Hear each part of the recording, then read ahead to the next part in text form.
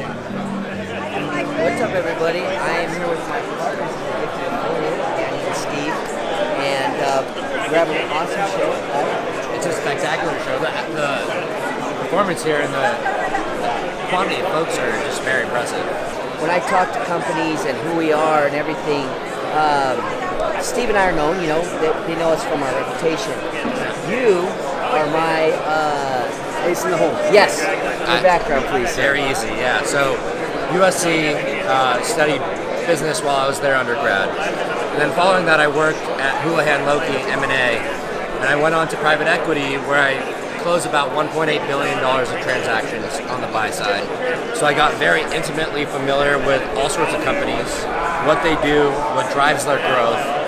And then I decided to kind of tie a knot on top of that, and so I went to business school really for that additional degree. Kind of an unheard of place, it's kind of... Yeah, it was very unheard of. So when Columbia? What happened was I was looking at going to, Penn and Harvard and Stanford and all these schools, and I was living in New York at the time, and Columbia was so fantastic that they gave this thing called the Thalberg Fellowship to me. So myself and 4 others got full scholarships to get the MBA from Columbia University. Yeah, which I learned... Not community college. Well, but I learned something valuable from my friend Danny. Stanford is not an Ivy League school. It is not, no. Usually if it's not on the East Coast, it just won't be. Stanford's relatively a new school. And so the Ivy is a function of how old and how long they've been around. I helped Bridgepoint, which runs $13 billion in assets, start their first U.S. location, but that was still in New York. So I had an opportunity there after I got a call, and I joined a private equity firm back in Los Angeles, where I'm from. And I was there for 2 years, closed 5 deals, and then went off on my own with a couple partners to start Beverly Capital.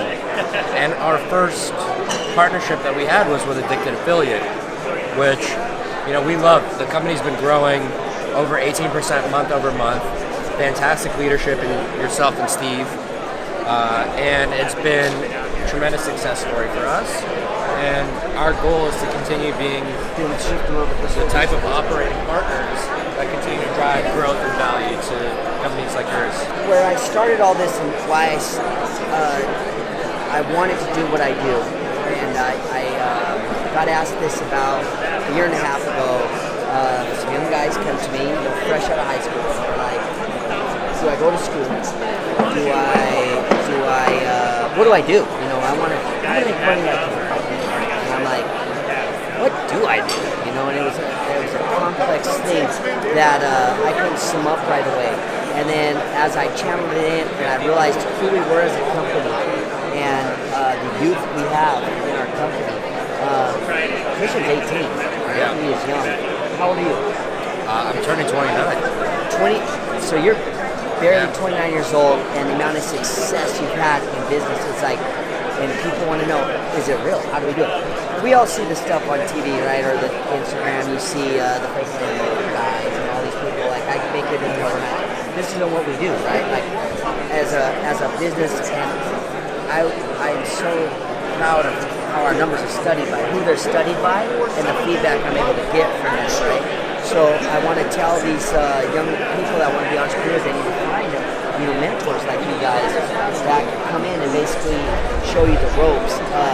That's why I was telling my son how lucky it is to know you guys, right? And that there's people like you that might invest into their companies in their future. They have the right idea, the right thing, and they come to you guys with the right stuff. So we invest in people. So certainly there's got to be a fantastic product or service and a reason to exist. But the clinch is the people who run it. And I will say, to your point, the generation is moving much younger. So we idolize a company like 3G. And you might not know 3G. There's 3 Brazilian guys in Sao Paulo, but they own places that you've eaten at and condiments that you use every day and drinks that you probably drink. So they own Burger King, Kraft Heinz, they own Anheuser-Busch, and these guys are tremendously impressive, right? It's amazing, I did not know that. So, but what they do is the CEOs that they hire to run these businesses are not 65-year-old gray-haired men with tremendous experience. They're guys in their late 20s that are hungry, that are motivated, and they pride themselves. They're not giving huge compensation packages, but they're giving upside in what they're doing. The story here is for the young guys is you create your own wealth and you drive that success that later comes and goes in your wallet and pocket. And so, I've seen that with your son as an example. He's a go-getter who's hungry to make his own success, and he's been a fantastic person to work with. And I see a lot of you and him. If you have a great idea, if you have the will and the motivation, we're looking to partner with great entrepreneurs like that. Absolutely, well said, man. I'm looking forward to always expanding our youth, like investing into our ecosystem per se, right? To take people that I wasn't like somebody you'd have picked out of the class to say this is the guy we want, right? I had to build myself into that role, and as I see like every tool and how it's placed and how in our company, take for example our company, the detail orientation does not come from me at all. Almost Steve, and that has a good balance chemistry, right? He's super detail oriented. I'm very undetail oriented, and we balance it, right? Then we like, okay, we're making money. What do we do? How do we grow? We come in, we throw the numbers. This is what needs to be done. This is what it costs. This is what it. The sheets. And it's like, man, how are we running without this, right? Like you see these businesses, and that's why they fail. They don't put all the pieces together. And I want the kids to have the dreams, to see the fancy cars, but they have to understand it comes with hard work. You guys didn't get where you're at. You didn't win the lotto. You two aren't lotto winners. Yep. And you got where you're at. Any business owner knows you're not going to sleep very well when you start your business. Anytime you have an ability to stand up and talk to somebody, get someone interested in what you're doing, possibly a client. Every single time you fail to do this, every single time you feel uncomfortable, you have to get up and do it anyway. If you can't do it, you're not going to make it in business. So you brought up a really funny point. So I went to a private school in Los Angeles, and I was very fortunate in that way. But my headmaster used to always tell me in high school, the A students will be the politicians and the president. The B student is going to be the manager of a fantastic company, and the C student is going to be his boss. And so it's usually so it's usually the folks like yourself who you wouldn't have imagined early on, right, to be the success stories that they are, that have that hunger that the other folks that might have been the bookworm. It's the dropouts. It's the people that don't feel that they need to sit there and become good enough to be somebody's employee. People that have an idea and sometimes go to school, right? That would leave school and start something. Mark Zuckerberg is an example. Yeah, he's a fantastic example. Look, I think it's not to say that education's not important. That's not the message I'm trying to send. Right. But it's that it's not the end-all, be-all. Your motivation and your own drive is the most important thing in success. When I take what we do and I want to position the people that I love is the freedom. I have the freedom to work from Las Vegas. I can work in our home office that will be out there soon in Los Angeles. They have a beautiful office for us to work out of that I didn't have to pick out, which would have been terrible if I did right away. Because the freedom I get to work from wherever we want, right? And I love that. There's no price tag on that to me. Your efforts directly affect you and impact your life and the life of your family. That's the difference. When you work for somebody, generally speaking, you're creating wealth for the other person. Your goal for any entrepreneur is to create wealth for yourself. Yeah. And in order to do that, again, you have to get up off that seat when you're too embarrassed, too tired, or you just don't know enough. And you're afraid that if you talk to somebody, they're going to not like what you're saying. They're going to not buy into your product. You have to get up and go and try anyway until you succeed. Me and you will touch on our story. We're going to need more time because we have such a long relationship and how we became family, right? And that brings me to my next point. When you think about giving up, or you think about, we've had obstacles in this business where I felt my back pressed against the wall, per se, and my brother comes to me and it's like, you can't give up now. You need to keep pressing forward, and you have this talent, and you need to keep going, pressing. And then this is family. We're all on the line. You believed in us as a venture capitalist. I see so many missed opportunities come from that lack right there of the capital. They don't have the vested, the financial wings to get where they need to go. And I said, man, if you just had that, you would have had something at some time. I seen it happen in several brands I've seen fail. And you believed in us, came in with capital, so we had that part handled. Now you watch the money, and I'm like, man, how can I let them down? They worked so hard, they believed in us. Believed in me from the get start, and he's given me every opportunity, ownership stake, everything that you have to fight for in corporate America, like literally like claw your way, and I was given it right from the get. Like, how could I take that opportunity and pass that off, right? And I'm like, man, now when I see it, we're here, and why we're here, and what we do, it means so much to me, and it becomes no longer personal. You become family with these people, and you're vested into them. Their success is your success, and I want to succeed so bad, not just for me, but for you guys too. A lot of entrepreneurs will build a business based on what they know, and I can't express how valuable it is to have a third party who might not know the business as well as you do, right, to come and provide that oversight and insight into other ways of looking at what you do on a daily basis. When you work with other folks that are in the industry, they have their headlights in one way of doing things, and they're kind of boxed in. That's right.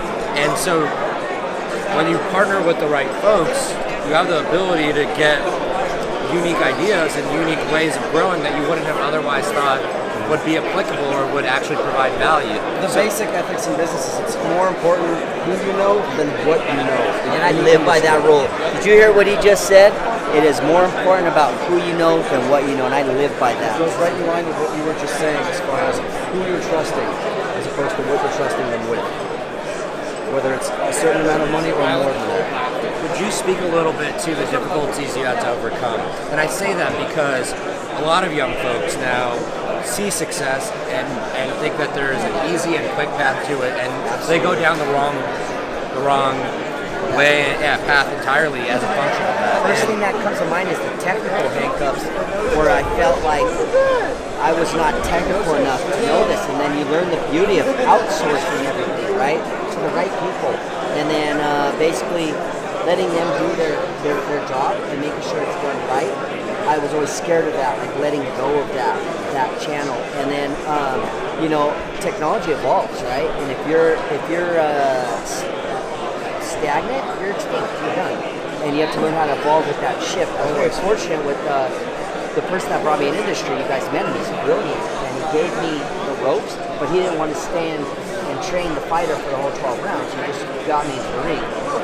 You know, at the end of the day, I want to work with people I love and trust, and a lot of young people, they just want the easy dollar and grab it, and they don't understand that. There's no such thing. Every dollar has a consequence to it. Every dollar. Every single business owner that's actually gone through anything other than luck will tell you that it's like a condensed version of being employed.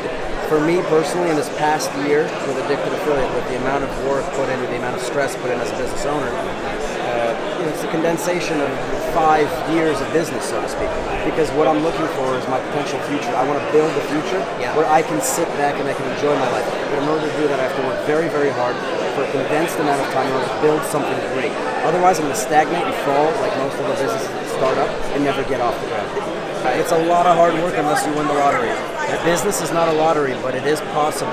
No matter what you think, even if you think it's being done already by somebody, if you believe you can do something better and you can put the work into it, go for it.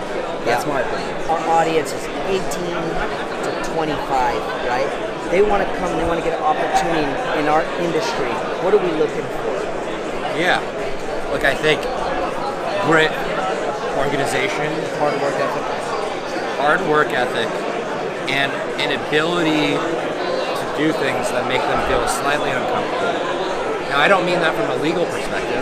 Sure. I mean that more from sometimes they have to wake up at 6 in the morning and get used to that, because these cliches didn't get started for a reason. The early bird does really get the worm. Absolutely. So, the biggest thing is we're not looking for someone who can talk the talk but not walk the walk. Mm-hmm. And a lot of it is trial and error, making sure that the person that you're working with, that you're partnering with, has the ability to execute. And I can't tell you how many times I've seen fantastic ideas that went nowhere because of the management in place. Absolutely. It's not bad to have materialistic goals, but I don't think that our viewers here are the ones that are already the success that have that Lamborghini or Tesla, whatever it might be. So what I think would be super helpful for the viewers is for you to talk about a time perhaps where you had alluded to you're back against the wall. And, you know, the concern people have with paying their mortgage, paying their rent, paying their lease, Feeding the kids, whatever it might be. I know that you've had those situations. Absolutely. And how have you overcome them? And what lessons were learned, and what can you tell these folks in terms of, you know, those circumstances happen, but it's not the end. And you see some folks making really bad, drastic decisions as a function of that. How can they overcome those circumstances? That just gave me the big beam. Not having all your eggs in one basket. For instance, we all do multiple things. We all have different income channels. So you're not just stagnant at one income source. If that were to somehow diversify. Well said. We diversify. I have been in a broke, desperate, humbling moment where I would be at a show like this and I didn't have $20 to eat or a drink. But I knew, I said, when I come back the next time, this is my very first show here in Las Vegas. It was almost a decade and a half ago. I'm here, I'm young, I was getting divorced at the time. So funds were tight. And I was out here with literally barely enough money to have a show. And I said to myself, the next time I come back, I'll never be able to get in. We've diversified our business relationship multiple times through our events, through our brands, through the different technology aspects we both had at different times, and we survived together with it. I want you to clarify, when you say have multiple income streams, you don't mean spend 20% of your time or 20% of your efforts on that. No. I know you, and I know you're the kind of person where you might have multiple income streams, but you put 100% effort into all of them. Otherwise, what happens if you don't? They're done. They're done. Yes. I have to put 100% every project I do because otherwise it will fail.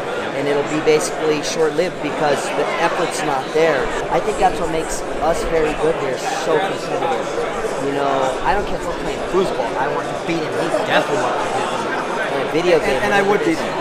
I've gotten him. I think I'm up a few times. Once, actually, I got him. We're going to have to record the next foosball match. In this circumstance where you came to the conference and you didn't have $20, that was self-motivation. Big time. And self-preservation. Absolutely. Like I said earlier, theoretically speaking, if you're not the one to get up off your chair and go and come up and talk to that person, you can use it as a metaphor, you can use it as a direct example. You're failing. Get up off the chair, whether it's literal or metaphorical, and go and pursue what you're trying to do, whether it's your dream, a business, or a client standing right in front of you talking to somebody else. Yeah. Walk up, say, excuse me, I'm sorry, I'm so-and-so, and begin speaking with them. If you fail, it's better than never having tried to begin with. To end on an end note, if you're looking to you have a great business idea, there are people that could potentially help this company. Look at our link below. Anything we can maybe do for you, we talk to all our viewers, we answer anything we can do, guys. We look forward to seeing you. We'll get a more in-depth interview with my partner Steve and kind of go back to the history of what we started and how we are here today. And looking forward to seeing you guys on the next episode. Thanks, guys.